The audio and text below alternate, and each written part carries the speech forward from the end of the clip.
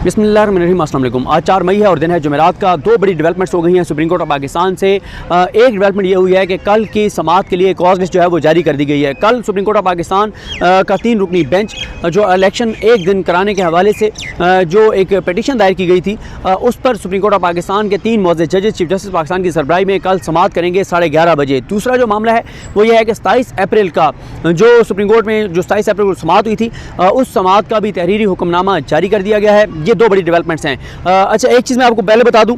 कि कल जो है वो जो एक था कि कल कि शायद जो है वो वाला भी जो 21 अरब की फराहमी वाला मामला है वो भी कल शायद समाअत के लिए मुकर्रर हो गया है। वो अभी तक नहीं हुआ। अभी तक सिर्फ ये है जो कॉल लिस्ट आई है वो एक दिन इंतखाबात कराने के हवाले से जो पिटीशन है वो सुप्रीम कोर्ट टेकअप करने जा रही है। लेकिन सुप्रीम कोर्ट का जो तहरीरी हुक्मनामा है वो बहुत अहम है। सुप्रीम कोर्ट के जो तहरीरी हुक्मनामा है, पहले उसके बारे में आपको बता देता हूँ, फिर बाकी चीज़ों पर आपको बताता हूँ।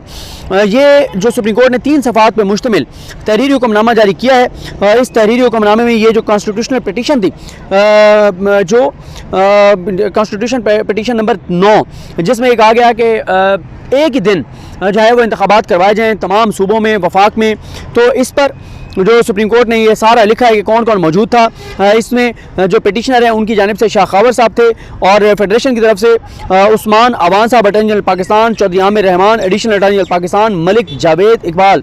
Vents additional attorney general Pakistan, और जमात इस्लामी के लिए मियां असलम उस दिन पेश हुए। पीपल्स पार्टी के लिए फारूक नाइक थे और नून लीग की तरफ से जो है वो नाम नहीं है कि नून लीग की तरफ से जो है नून लीग की तरफ से कोई नहीं था। उसके बाद पीटीआई की तरफ से सलमान अकरम राजा, फैसल फरीद चौधरी, फवाद चौधरी साहब के जो भाई हैं, अली जफ़र एडवोकेट साहब, मखदूम शाह महमूद कुरैशी और फवाद चौधरी। इलेक्शन कमीशन की तरफ से सजील शहरियार सवाती थे, उमर हमीद खान ये सेक्रेटरी हैं इलेक्शन कमीशन के, और जो अरशद साहब हैं जो डीजी हैं इलेक्शन कमीशन ऑफ पाकिस्तान के, डीजी लॉ, वो मौजूद थे। और अवामी मुस्लिम लीग के लिए शेख रशीद, PMLQ की MQM की तरफ से कोई नहीं था। 27 को बाप की तरफ से कोई नहीं था और 27 को ये समाअत हुई थी। सुप्रीम कोर्ट अपने ऑर्डर में ये लिखती है, जो ये तहरीरी हुक्मनामा है 27 अप्रैल का, कि आज ये क्योंकि 27 का ऑर्डर है कि आज अटॉर्नी जनरल पाकिस्तान ने हमें आगाह किया जो कम्युनिकेशन है गवर्नमेंट PDM इत्तेहाद, हुकूमती इत्तेहाद और अपोजिशन के दरमियान ईद की छुट्टियों के दौरान रिगार्डिंग जनरल इलेक्शंस के एक ही दिन जो इलेक्शन होने, इसके लिए जो आपस में जो कम्युनिकेशन हुई उसके बारे में उन्होंने बताया। उसके बाद उन्होंने मज़ीद कहा अटॉर्नी जनरल पाकिस्तान ने कि बुनियादी के इब्तदाई स्टेप्स ले लिए गए हैं कि मेंबर्स को नॉमिनेट करने के हवाले से कि दोनों के दरमियान बातचीत हो सके और दोनों के दरमियान जो है वो मीटिंग हो सके। और फिर अदालत ये लिखती है कि अदालत ने जब सवाल किया कि चेयरमैन सेनेट को क्यों आप इसमें इन्वॉल्व कर रहे हैं, तो फारूक नाइक ने ये कहा कि जो सेनेट है वो क्योंकि हाउस ऑफ पार्लियामेंट है और जहाँ पर तमाम सूबों की जो नुमाइंदगी है वो बराबर है, तमाम पॉलिटिकल पार्टीज़ की वहाँ पर नुमाइंदगी है, तो रोल जो है चेयरमैन सेनेट का वो सिर्फ ये होगा कि वो फैसिलिटेट करेंगे, फैसिलिटेटर होंगे दोनों के दरमियान, दोनों को बिठाने के, और उनका कोई किरदार नहीं होगा। शाह महमूद कुरैशी जो तहरीक इंसाफ के रहनुमा है, उन्होंने बताया कि इमरान खान ने जो उनके चेयरमैन हैं उन्होंने 3 रुकनी कमेटी नॉमिनेट की है, जिसमें बैरिस्टर अली जफ़र हैं, फवाद चौधरी हैं और ख़ुद शाह महमूद कुरैशी हैं। उसके बाद अटॉर्नी जनरल और फारूक नाइक ने अदालत को यकीन दहानी कराई कि हुकूमत जो है वो मुज़ाकरात शुरू करना चाहती है एज सुन एज़ पॉसिबल, और हुकूमत तैयार है, PTI भी तैयार है बैठने के लिए, चाहे वो आज बैठें कल बैठें। उसके बाद अटॉर्नी जनरल ने यह भी कहा कि हुकूमती जो इत्तेहाद है वो जल्द अपने नाम, वो आज ही अपने नाम जो है कमेटी के नाम आज फाइनल कर लेंगे। पैराग्राफ नंबर 3 में अदालत ने लिखा है कि अदालत अप्रिशिएट करती है कि जो एफर्ट्स की जा रही है पॉलिटिकल पार्टीज़ के दरमियान कि एक ही तारीख पर नहीं, कि जो मौजूदा सियासी तनाव है, जो ये सियासी माहौल बना हुआ है, और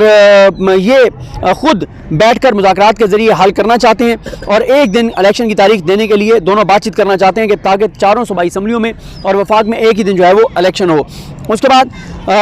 सबसे इम्पॉर्टेंट आखिरी कितनी ये लाइनें हैं, आखिरी आप कहें कि 1 2 3 4 5 आखिरी 5 लाइनें जो है वो बहुत इंपॉर्टेंट है। लिखा गया है कि बिल्कुल ये क्लियर किया गया है कि मुज़ाकरात, बातचीत, ये जो दोनों के साइड के दरमियान हो रही है, ये इनकी अपनी एफर्ट है, हुकूमत की, अपोजिशन की अपनी एफर्ट है। कोई डायरेक्शन नहीं है सुप्रीम कोर्ट की, कोई ऑर्डर नहीं है इस मामले में, ये इनका अपना फैसला है। और साथ ही जो सुप्रीम कोर्ट ने लिख दिया है कि हम ये क्लियर कर रहे हैं कि हमारा जो ऑर्डर है 4 अप्रैल का कॉन्स्टिट्यूशन पेटिशन नंबर 5 में उसमें वो उसमें कोई तब्दीली नहीं है, वो बरकरार है। और फिर आगे लिखा गया है पैराग्राफ नंबर 4 में कि अगली जो तारीख फिक्स की जाएगी उस तक समाअत ये मुलतवी की जाती है। अब जो साथ ही जो रजिस्ट्रार हैं उन्होंने कॉज लिस्ट जारी कर दी है, और साथ ही जो उन्होंने जो रजिस्ट्रार की जानिब से जो रजिस्ट्रार हैं रजिस्ट्रार इशरत अली साहब, उनकी तरफ से जो ये किया गया है, उन्होंने ये लिखा है कि कोर्ट रोस्टर है फ्राइडे के लिए 5 मई के लिए, 5 मई 2023 के लिए, और साथ ही constitution petition number 9 holding general elections of national assembly and provincial assemblies on same date, और स्पेशल बेंच है 11:30 बजे समाअत करेगा। चीफ जस्टिस पाकिस्तान उमर बंदयाल साहब की सरप्राई में जस्टिस जाजुल एहसन साहब और जस्टिस मुनीब अख्तर साहब इस बेंच का हिस्सा हैं। अब देखना ये है कि ये जो मामला है कल वो सुप्रीम कोर्ट कोई और भी केस जो 21 अरब वाला है वो कल लगाती है, या कल पहले सुप्रीम कोर्ट जो है ये जो एक दिन इलेक्शन कराने वाला जो मामला था, सजेशन थी, पहले सुप्रीम कोर्ट इस पर डिसाइड करती है, इसको डिसाइड करके और फिर सुप्रीम कोर्ट जो है वो अगली पिटीशन को अगले मामले को टेकअप करेगी कि जो सुप्रीम कोर्ट ऑफ पाकिस्तान ने हुक्म दिया था कि 21 अरब रुपये 27 अप्रैल तक जारी किए जाएँ, क्योंकि वो जारी नहीं किए गए। और उसके बाद सुप्रीम कोर्ट ऑफ पाकिस्तान ने जो है वो तहरीरी जवाब भी मांगा था ख़जाना वज़ारत ख़जाना से, इलेक्शन कमीशन से। वो जवाब भी सुप्रीम कोर्ट के पास आ चुके हैं, वज़ारत ख़जाना का नहीं पता, लेकिन इलेक्शन कमीशन का आ चुका है। 21 अरब रुपये जारी नहीं किए गए। अब इसमें देखना ये होगा कि सुप्रीम कोर्ट पहले ये मुज़ाकरात वाला जो एक सिलसिला था जो शुरू था जो जारी था उसको पहले उस चैप्टर को वाइंड अप करती है, या कल ही सुप्रीम कोर्ट जो है वो कल वो दूसरा मामला भी सुप्रीम कोर्ट टेकअप कर लेगी। अगर दूसरा टेकअप हो गया तो उसमें क्योंकि वो है उसमें फिर ये है कि कंटेम्प्ट की प्रोसीडिंग हो सकती है, किसी को तलब किया जा सकता है, किसी के खिलाफ सख्त ऑर्डर आ सकते हैं, अहकामात आ सकते हैं। लेकिन ये जो मामला है मुज़ाकरात वाला, इसमें तो कोई उस तरह का हुक्म नहीं आएगा कि कोई बड़ी चीज़ आ जाए, क्योंकि सुप्रीम कोर्ट ने बड़ा वाज़ेह कर दिया अपने हुक्म में। कोई हुक्म नहीं है, कोई हिदायत नहीं है। खुद पॉलिटिकल पार्टीज़ ने कहा है कि हम बातचीत करना चाहती हैं तो बातचीत करें आप, और अगर आप बातचीत करेंगे वेल एंड गुड, नहीं करेंगे तो सुप्रीम कोर्ट ऑफ पाकिस्तान का जो 4 अप्रैल का ऑर्डर है वो बरकरार है। इस दौरान जो डेवलपमेंट हुई वो ये हुई कि इलेक्शन कमीशन ऑफ पाकिस्तान ने एक रिव्यू एप्लीकेशन दायर कर दी है, नजरसानी दरखास्त दायर कर दी है, जिसमें इलेक्शन कमीशन ऑफ पाकिस्तान का ये कहना है कि सुप्रीम कोर्ट जो है वो अपने दायरा इख्तियार से तजावुज़ कर रही है। सुप्रीम कोर्ट इलेक्शन की तारीख नहीं दे सकती थी, क्योंकि सुप्रीम कोर्ट ने यह किया था कि पहले सुप्रीम कोर्ट के हुक्म के बाद हुआ यह था कि इलेक्शन कमीशन और सदर की मुशावरत हुई, 30 अप्रैल की तारीख फिक्स हुई, और 30 अप्रैल की तारीख पर यह हुआ कि इलेक्शन कमीशन ने 30 अप्रैल की तारीख को चेंज करके 8 अक्टूबर कर दिया। ये वही इलेक्शन कमीशन है, ये वही chief election commissioner Sikandar Sultan Raja हैं जो मुसलसल कहते रहे कि इलेक्शन कमीशन का इख्तियार नहीं, हमने तारीख नहीं देनी, जाओ जिसकी तारीख लेनी है लो, जाके लेनी है गवर्नर से लो, लेनी है सदर से लो, लेनी है हुकूमत से लो, तारीख लेनी है जिससे मर्जी लो, लेकिन हम तारीख नहीं दे सकते। अब वो इलेक्शन कमीशन कह रहा है कि जनाब हम बड़े हैं, हमने फैसला करना है, ज़मीनी के हक़ हमें पता है, सुप्रीम कोर्ट को पता नहीं है। सुप्रीम कोर्ट ने गैर आईनी काम किया, गैर कानूनी काम किया, सुप्रीम कोर्ट को ये नहीं करना चाहिए था। और सुप्रीम कोर्ट अपना 4 अप्रैल का फैसला वापस ले, अपना हुक्म वापस ले, जिसमें सुप्रीम कोर्ट ने कहा है कि 14 मई को इलेक्शन करवाए जाएँ, क्योंकि सुप्रीम कोर्ट ने यह किया था कि अब इलेक्शन कमीशन ने 30 अप्रैल की तारीख को 8 अक्टूबर कर दिया था, तो सुप्रीम कोर्ट ने यह मामला टेकअप किया और सुप्रीम कोर्ट ने कहा कि इलेक्शन कमीशन का ये इकदाम गैर आईनी गैर कानूनी, इनके पास दायरा इख्तियार नहीं था। ये इलेक्शन प्रोग्राम को चेंज कर सकते हैं, इलेक्शन शेड्यूल को चेंज कर सकते हैं, पोलिंग डेट को चेंज नहीं कर सकता इलेक्शन कमीशन। और उसे इलेक्शन कमीशन ने बिल्कुल मान लिया, लेकिन फिर इलेक्शन कमीशन ने फैसला तो ये 20 अप्रैल को ही कर दिया था, 19-20 अप्रैल को कि ये रिव्यू दायर करेंगे। लेकिन अब फिर यह है कि वो रिव्यू कल जो है वो दायर किया गया है, क्योंकि 4 तारीख आज आखिरी दिन था, वो 4 मई 1 महीना पूरा हो जाता, फिर रिव्यू दायर हो नहीं सकता था। तो अब इलेक्शन कमीशन ने भी ये कर दिया है। सुप्रीम कोर्ट के सामने तो मामला कौन कौन से हैं? 21 अरब जारी ना करने का मामला, जो ये है 14 मई को इलेक्शन होते हुए नज़र नहीं आ रहे, इलेक्शन कमीशन ने उसके ऊपर रिव्यू डाल दिया है। रिपोर्ट्स वज़ारत दिफा की रिपोर्ट पहले फारिग हो चुकी है, जिसमें सुप्रीम कोर्ट ने उनकी दरख्वास्त को नाकाबिल समाअत करार दे दिया था। तो अब कल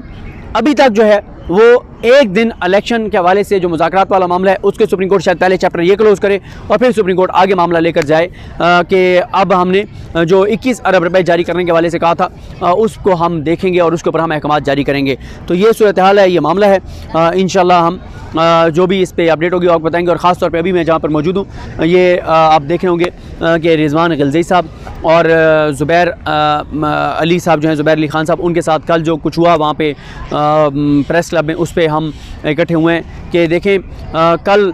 रिजवान गलज़ई साहब ने और ज़ुबैर अली खान साहब ने इस बात पर प्रोटेस्ट किया कि अरशद शरीफ साहब की पाकिस्तान से जाने पर जो लोग मजाक उड़ाते रहे, उनकी शहादत पर जो मजाक उड़ाते रहे, उनको कल जो बुलाया गया उस पर उन्होंने प्रोटेस्ट रिकॉर्ड करवाया, उस पर उनको धक्के दे के वहाँ से निकाल दिया गया। तो हम यहाँ पर इकट्ठे हुए हैं ये कहने के लिए कि भाई आपको इस तरह से धक्के दे के नहीं निकालना चाहिए था, उनका एक राइट था, उन्होंने प्रोटेस्ट किया है और ये नहीं होना चाहिए था जो ये किया गया है कि